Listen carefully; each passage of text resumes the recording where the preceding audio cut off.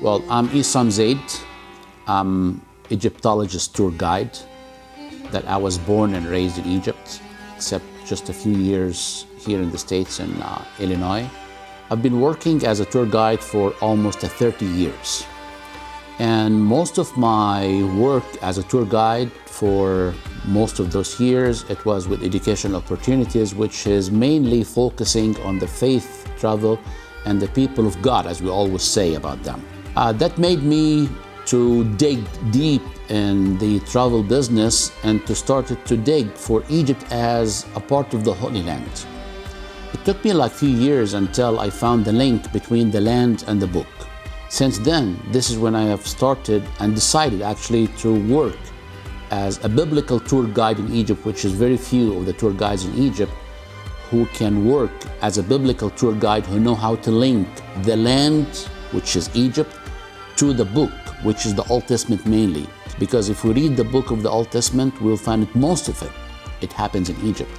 So from this point, this is when it started to make me and take me to the point of being focused in the faith travel business. So when people wanted to really go and started to know about their faith, they have to start from the beginning. And that beginning is in Egypt.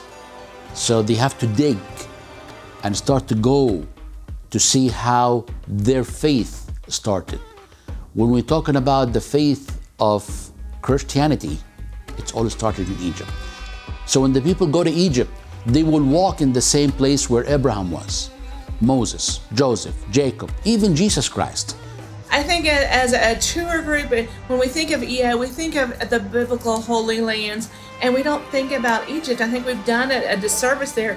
It was like an aha moment that shouldn't have been to think that Jesus was there at the pyramids when he was a child, that these were there, and to tie that all together and to realize how much as Christians we have gotten from the Egyptian culture and that passed through, and that's our history, and that we need to advertise that more. The Grand Egyptian Museum, as we call it, the GEM, it's really a gem, stands for Grand Egyptian Museum. The theme about this museum, it's going to be mainly for the young king, King Tut. They're going to start to move all the artifacts of King Tut, and for the first time ever, since they found the tomb of King Tut back in November 1922, for the very first time ever that they're going to display all what they have found in this tomb, which is close to 5,640 masterpieces, for the very first time ever. As the Grand Egyptian Museum is going to contain every part of the Egyptian history. And the great part of this Egyptian history, it was related to the Old Testament. So we'll be taking groups to the places which we will tell them about the art and how this art was in the time of the Old Testament. As we all know that Egypt is a land of Bible as well. Nile cruise in Egypt.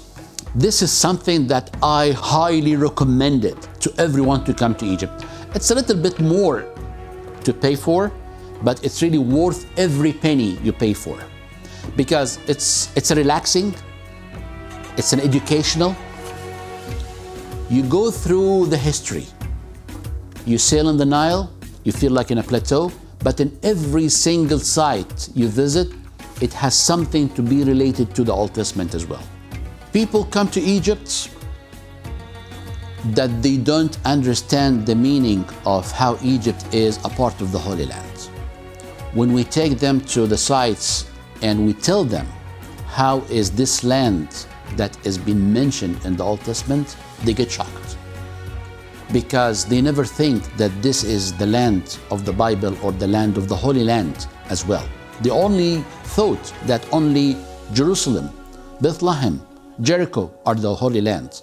But when they come to Egypt and they found that they are inside a place that is completely mentioned in the Old Testament, that is like a great, important impact for them. That every one of them, they started to say, yes, we are in a Holy Land. We are not just in the land of history. Just like my first trip to the Holy Land, I remember going back with an excitement to reread the New Testament, and it just became living color to me. Well, that's what this trip to Egypt has done.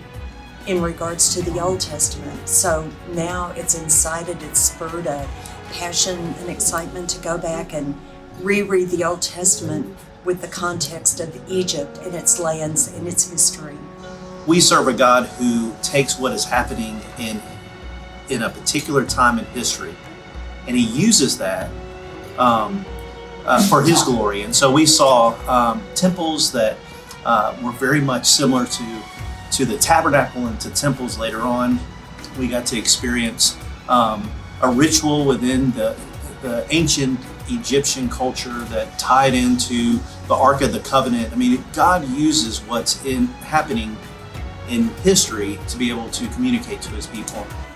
Our guide, ESSAM, was incredible about helping us to really see that Egypt has an integral part, plays an integral part in our understanding of our Christian faith as well.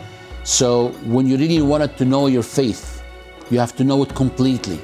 And this picture is not going to be completed until you visit Egypt. So it's very important to come to Egypt, not as a tourist, as a pilgrim, to complete your pilgrimage in Egypt.